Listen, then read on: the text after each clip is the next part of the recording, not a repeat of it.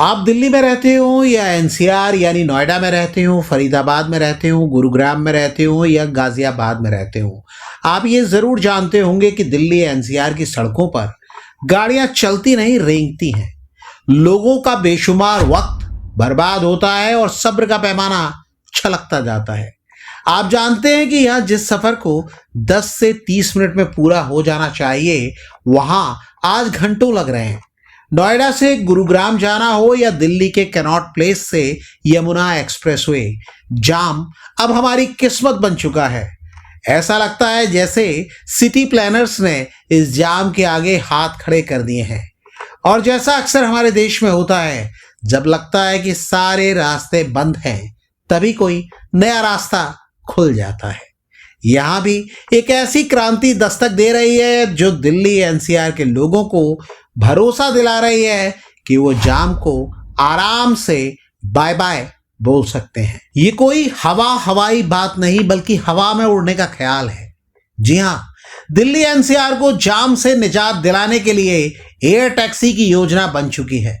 रिपोर्टों के मुताबिक ये ऐसा प्रोजेक्ट है जिस पर सरकार और बड़ी कंपनियां गंभीरता से काम कर रही हैं। ये ऐसा आइडिया है जो पूरी तरह कामयाब हुआ तो 2 घंटे का सफर महज 20 मिनट में पूरा हो जाएगा। आज के इस वीडियो में हम आपको विस्तार से बताएंगे कि एयर टैक्सी से जुड़ा आइडिया क्या है, इसका रूट क्या होगा, किराया कितना होगा और ये उड़ान कब से शुरू होगी। सबसे पहले जान लीजिए एयर टैक्सी असल में है क्या। ये टैक्सी दरअसल electric vertical take off and landing aircraft है। आसान शब्दों में कहें तो ये बिजली से चलने वाले छोटे विमान हैं जो हेलीकॉप्टर की तरह सीधे ऊपर उड़ते हैं और सीधे नीचे उतर जाते हैं। इन्हें लंबे रनवे की जरूरत नहीं होती। CII यानी भारतीय उद्योग परिसंघ की हालिया report navigating the future of advance air mobility in India में इसका पूरा ब्लूप्रिंट पेश किया गया है। अब बात करते हैं उस रूट की। प्लान के मुताबिक जहां एयर टैक्सी का ट्रायल हो सकता है, रिपोर्टों के मुताबिक दिल्ली एनसीआर में एक स्पेशल ट्रायंगल कॉरिडोर प्रस्तावित किया गया है। यह कॉरिडोर गुरुग्राम, दिल्ली के कैनॉट प्लेस और नोएडा के जेवर इंटरनेशनल एयरपोर्ट को आपस में जोड़ेगा। रोड से गुरुग्राम से कैनॉट प्लेस की दूरी तय करने में 1.5 घंटा लगता है, लेकिन एयर टैक्सी से यह सफर सिर्फ 7 से 12 मिनट में पूरा हो जाएगा। वहीं कैनॉट प्लेस से जेवर एयरपोर्ट की दूरी, जिसे तय करने में आमतौर पर 2.5 घंटे लग जाते हैं, हवा के रास्ते ये दूरी आप सिर्फ 18 से 20 मिनट में पूरी कर सकते हैं। कम से कम आज की तारीख में यही उम्मीद जाहिर की गई है। अगर आपके मन में सवाल है कि एयर टैक्सी उड़ेंगी कहां से और उतरेंगी कहां, तो जान लीजिए इसके लिए बनाए जाएंगे वर्टीपोर्ट। जमीन की कमी और ऊंची कीमत को देखते हुए यह सुझाव दिया गया है कि बड़ी इमारतों, अस्पतालों और मेट्रो स्टेशनों की रूफ टॉप्स को ही वर्टीपोर्ट के रूप में इस्तेमाल किया जाए। इससे न सिर्फ जगह बचेगी, बल्कि मौजूदा इमारतों को कमाई का नया जरिया भी मिलेगा।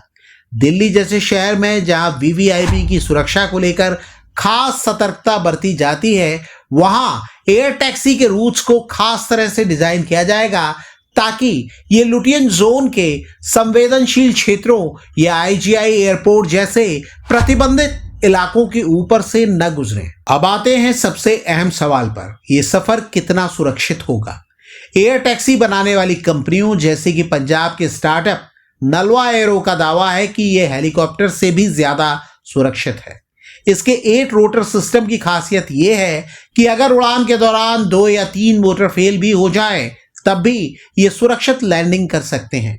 ये पूरी तरह डिजिटल और कंप्यूटर नियंत्रित होंगे, जिससे इंसानी गलती की गुंजाइश कम हो जाएगी। किराए की बात करें तो इसमें अभी 2 तरह के अनुमान सामने आए हैं।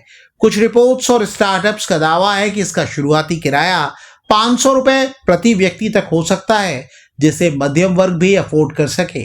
वहीं कुछ अन्य अनुमानों के अनुसार कैनॉट प्लेस से गुरुग्राम जैसी दूरी का किराया 2000 से 3000 रुपए के बीच रह सकता है।